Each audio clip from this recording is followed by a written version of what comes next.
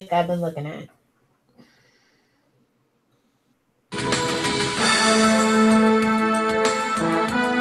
I'm Kelly Thompson, and you're listening to Capes and Lunatics. That's right. You're listening to the Angel Chronicles right here on the Capes and Lunatics Sidekicks. I am Phil, and joining me, as always, Hey y'all, it's Lilith Hellfire. she who will bug you about paying your bill. Oh yeah. Services rendered. The quote of Flash season 4, Monday. This house is bitching. No, Monday. But I don't know. Season 1, episode 4, I Fall to Pieces, perhaps the most literal title we get in this series.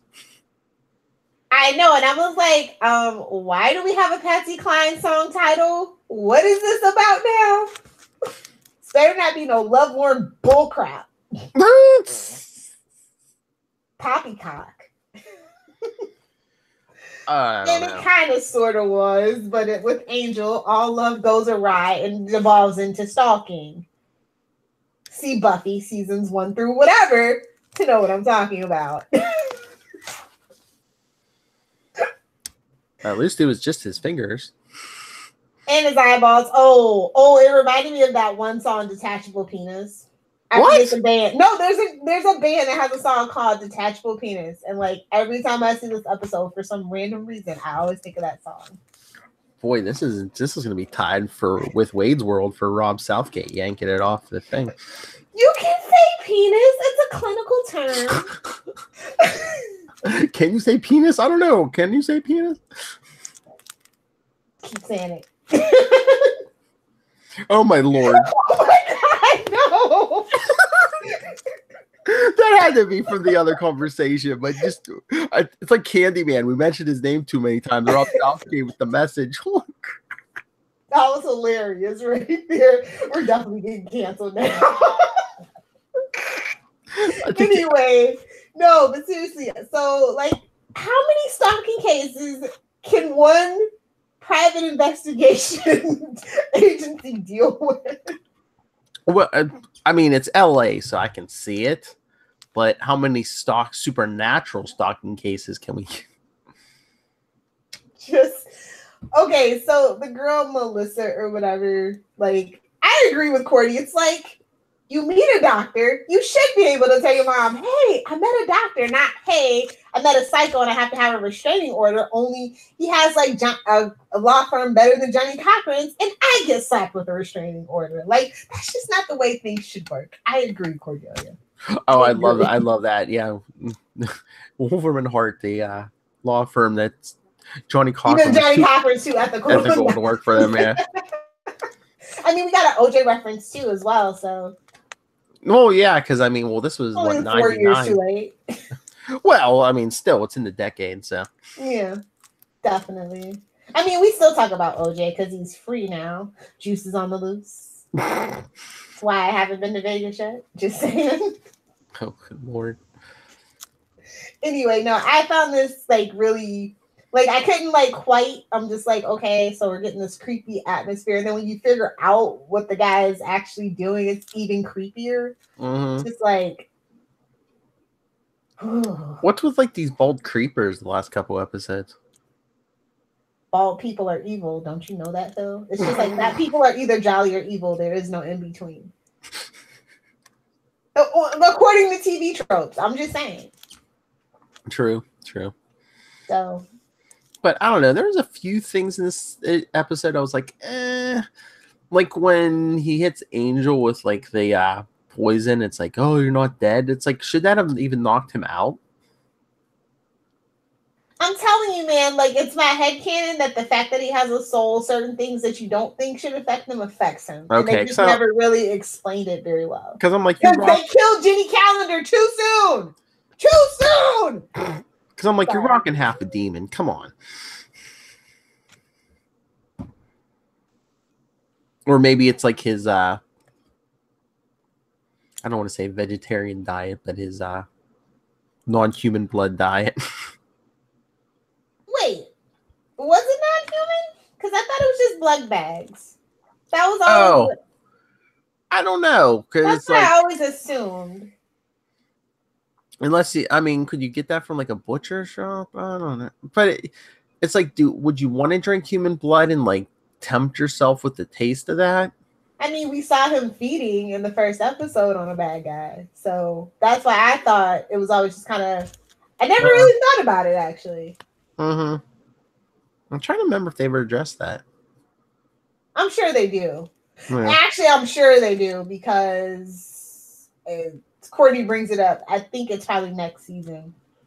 I vaguely remember them talking about this. But I haven't rewatched Angel. Like I said, I started from the beginning, but I haven't rewatched in a couple of years. So. Yeah, I've been watching them one at a time, and it's been a couple of years since I watched these. Yeah. Oh, my brand new for Canada Angel DVD came today. I was so excited. Oh. The season 1 part. I was like, yes. I got to crack the plastic and everything. Did you say season 1, part 1? Oh, it was the 90s. It was like, oh, unless it said the complete collection, you might get screwed. Thank you, Blockbuster. Is it from Blockbuster? No, it's not from Blockbuster, but I just remember that being a thing. So.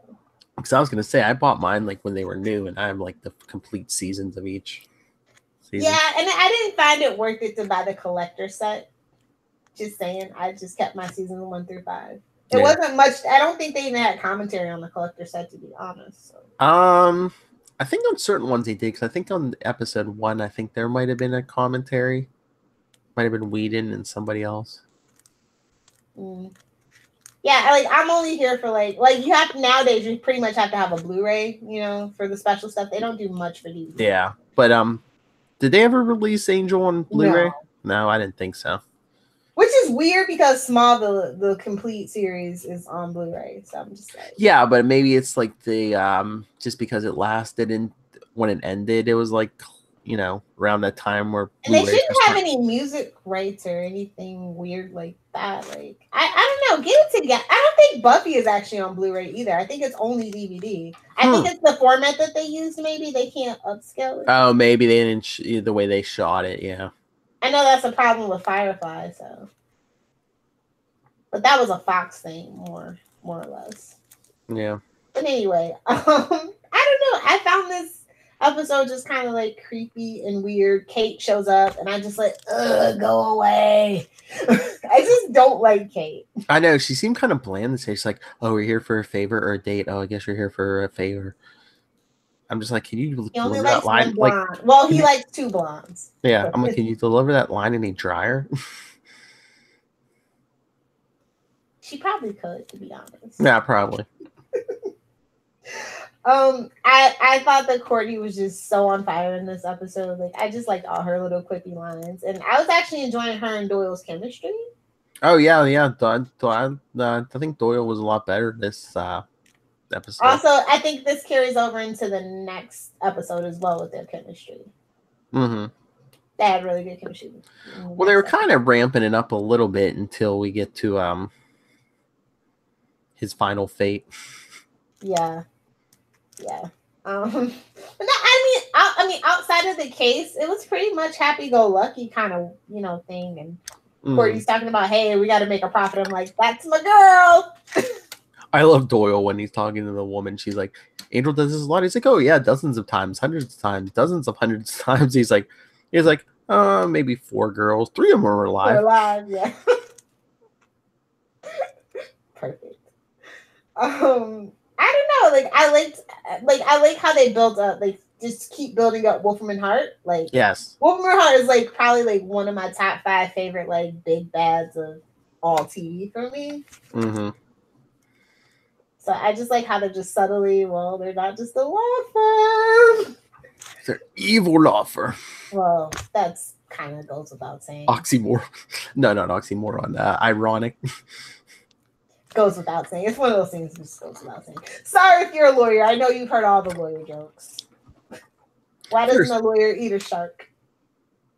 Why? Out of courtesy. I heard that like a Tom Cruise movie or something. I just remember that joke. I think it's that one That John Grisham movie, if I'm not mistaken. Oh, I was gonna say it's as bad as that one. What do you call 1,000 lawyers at the bottom of the ocean? A good start. Sorry if you're a lawyer, but I know you've heard them all. If you're a small time lawyer, you're probably all right. But if you're big fancy lawyer in a law firm, you're probably crap. With special windows that keep vampires from burning up. Oh God, this show. Sometimes when I think about vampires, lawyers, all the undead. Soulless creatures. So I don't know. Like, I thought that this was really interesting because the guy isn't necessarily a monster. He did this to himself through like studying via yogis and stuff. Man, he wanted to be really flexible, and damn, he get flexible. Well, there's people. Oh, if you meditate hard enough, you can fly. Levitate, yeah. So they just took it one step further with the concept, I guess. And they go in to say, like, okay, so it's weird. Like, you're a doctor and you want to do this, but then, like, you can't share it with the medical community. The lady that Cordelia was interviewing kind of mentions this. Like, yeah, then why the hell are you a doctor then? I don't know. And then at the end, when Angel buried him in like several different boxes, I was like, so I guess he's gonna die. I was always waiting for him to show back up in another season, to be honest. Yeah, I know. He's still out there. He's still buried out there. That has to be the worst. Well, that's what I said. Was he gonna die? Because he's not eating or anything. Thought we did. Well, yeah. Because he wasn't like a vampire or like a demon. He was like this dude who came in with that extra, studied that technique. So I'm thinking he starved to death or something. No, he's a Wolfram and Hart's basement. They dug him up. That's fine. I'm gonna say, well, if he's alive, it's not much of a life. I don't know. Like, it just kind of. I liked all the investigating part, like straight up film noir. Like, he goes undercover. He's got an undercover name and an undercover phone number ready to go. I know. Call up Cordy. I was like, Matches Malone? Is it Matches Malone? Oh, we love detective stories here, but I love Cordy. She's like, what's the name of the company? She's like, was that really the name? And should we get to? He's like, answer the phone. Oh, fun fact is that no, that's next episode. Never mind. Don't mind me. I got my 2 episodes running together. Come back next episode for that. It was kind of creepy with them watching her sleep though. What, the eyeball? Yeah. And then the eyeball was undressing. The hand was in the bed with her. Yeah. I was like, cousin, the thing? What? What in the Addams family is going on here? Oh, Lord. But no, I think my favorite scene has to be when the hand strangled the cop. Like, that was really nice of Kate to get the guys. I will say, for Kate's sake, it was nice for her to offer to have a squad car come out to the house for a couple of nights. Yeah. Oh, wait, your favorite part wasn't when dude shot his teeth out at Angel? No. Teeth belong in your mouth. Dentures freak me out. They weren't dentures, though. I know. That's even worse. Mm-hmm. Oh. This is like one of those body horror episodes. Mm-hmm. Just, oh. And then, of course, the visuals don't hold up. So. Yeah. I wonder if that's another reason for the whole Blu. Well, it would cost a lot of money too, but why you're not releasing it on Blu-ray too is some of the effects and stuff wouldn't hold up and under scrutiny. I mean, like we talked about, was the last episode where we saw the accelerant?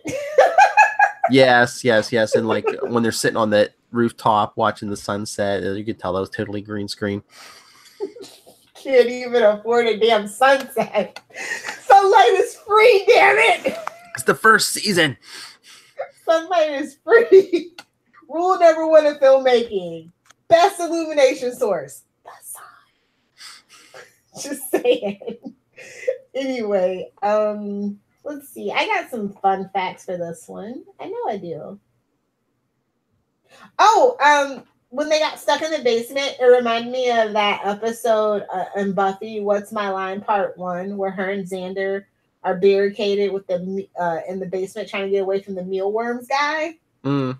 And then they also they had to like put them in glue to like stump them to death. Like, oh, it was another brutal episode. So yeah. Also, what else was it? Oh, and now Angel drinks coffee. He told Joyce, Buffy's mom, that he didn't back at the prom. So just kind of a weird thing. Well, how can you be a detective and not drink coffee? I mean, he doesn't really need to eat or sleep though. True. Also, I liked how Cordy tried to come up with logical explanations instead of like just always jumping into a supernatural situation. Yeah. Very Mulder and Scully. That was kind of fun. But it's kind of like, I kind of agree with Angel. The powers to be probably wouldn't have sent a vision to Doyle if it wasn't supernatural related. So yes. And I just love at the end, she loves the money. She's like, come on, can you have another vision? That's my girl. Mm-hmm. Did you know? Also, what got me thinking about the Patsy Cline song was I Fall to Pieces it was featured in Prophecy Girl, which is the season 1 finale of Buffy. Oh, okay. So, yeah, I was just like, oh, maybe. I don't know. Like, I don't know. Sometimes Joss is very deep and other times he's very superficial. So I just maybe it's just somebody's favorite or yeah. Yeah. I mean, Patsy Cline, Walking in the Dark, that's a good one too. There was a dude in here that's been in like all 5 of Whedon's shows, and it's only like 3 people that can say that, I think. Which guy was it? I can't think now. Oh, it was Andy Umberger, the other doctor. Oh, okay. He was the Hoffman on Buffy the Vampire Slayer, if you guys remember, and he was also in like I said, he was in Firefly as well. So okay. Weird because it's so random, but it's kind of like God, I can't think now. That guy from Heroes who is friends with like J.J. Abrams and he ends up in like all of his stuff. Played Matt on Heroes. Okay, I think I know who you're talking about. Yeah, Greg. Yes, there we go. It's late. Don't judge me, guys. Oh, my favorite scene between Cordy and Doyle. What'd you put in her tea? Enough whiskey to drop my Aunt Judy. That woman had some girth. You the Thanos line. And I agree. It tastes good and it relaxes you. So.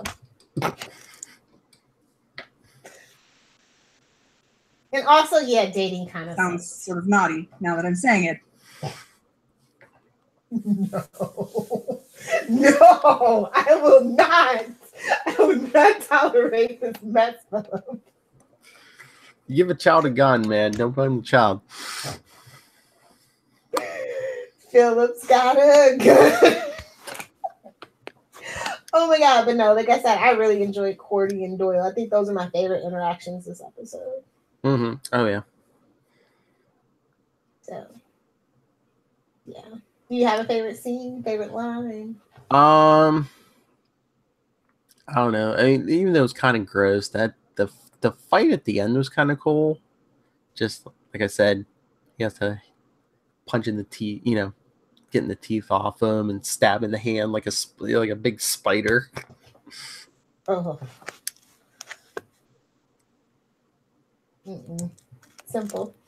Nice little strangulation. Oh yeah. I give this episode probably like a solid B.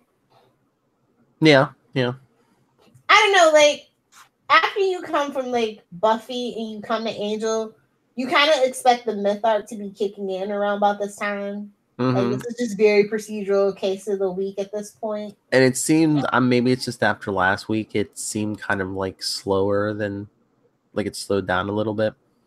Yeah. And it might be because we had a new director. I believe I'd never seen that director direct Buffy or anything in the Whedonverse up to that point. So sometimes that is a steep learning curve to come into, an atmosphere where mostly everybody has worked together before and they kind of know the beats and the drums of what is expected. So.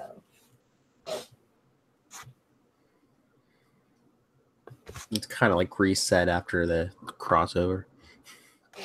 Mini crossover. It's not even a crossover. It's just like kind of cross promotion. Something you might like. But at least they waited to the third episode. Like, yes. So there's that. Pretty much that. I think I went over all the little bit of trivia that we had.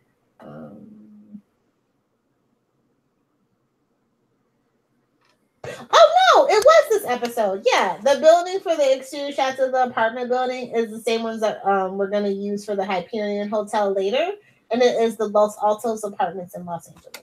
That's what I was thinking. Yeah, I saw there was one or two quick shots I saw. I'm like, that looks like, is that the same hotel? I'm like, it looks familiar. Yeah, like because I thought it was going to be next episode, Cordy's apartment, but I was right. It was this episode. So. Although everything looks like in LA, that's an apartment. That's what I was wondering. I was like, is that just like a typical? A lot of them look alike. I mean, like if you get down into Santa Monica or like further out into more urban areas, they don't. But pretty much like the city center clusters, they all kind of look alike. So, shameless plugs. I mean, all right. I'm glad you asked. I mean, you're all set. So, sir. All right, everyone. Send us your thoughts on this episode, upcoming episodes. The clock's ticking on Doyle, so share your thoughts now. Yeah, spoiler. You can always email us, capesandlunatics@gmail.com. We're on Facebook.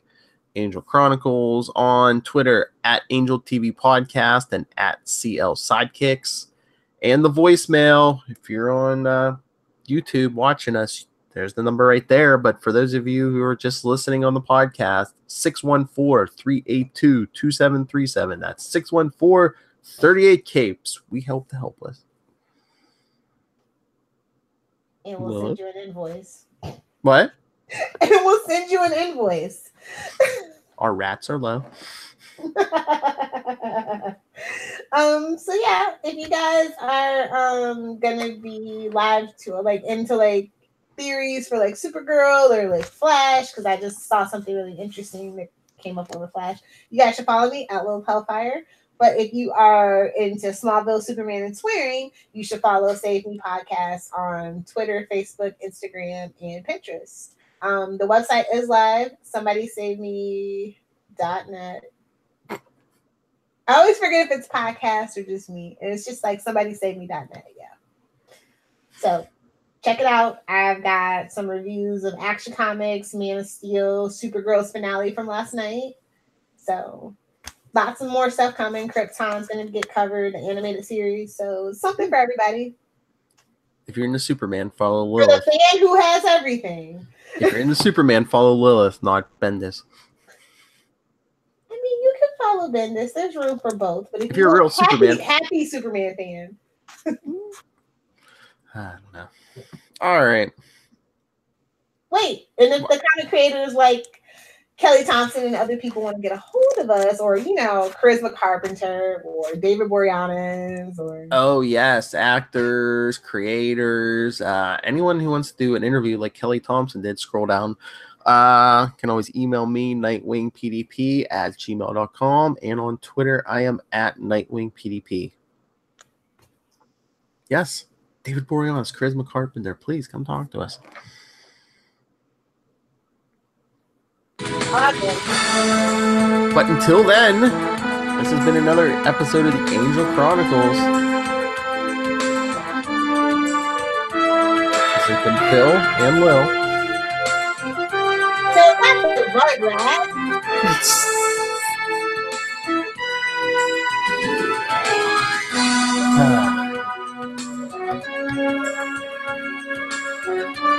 remember, the big city can be a dangerous place.